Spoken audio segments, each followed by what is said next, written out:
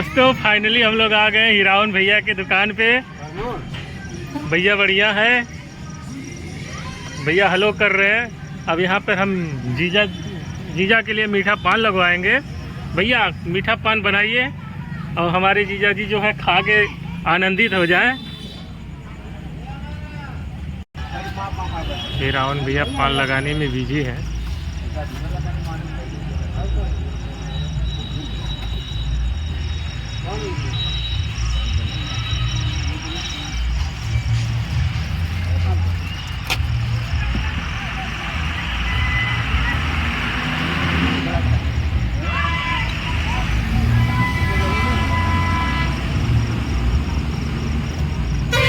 सजाना चाहिए।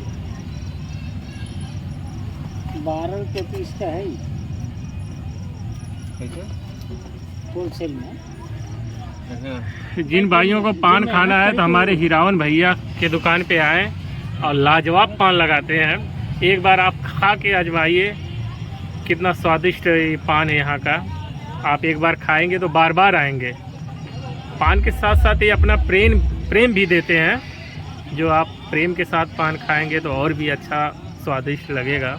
एक बार हमारे हीरावन भैया के यहाँ संपर्क करिए पान खाने के लिए।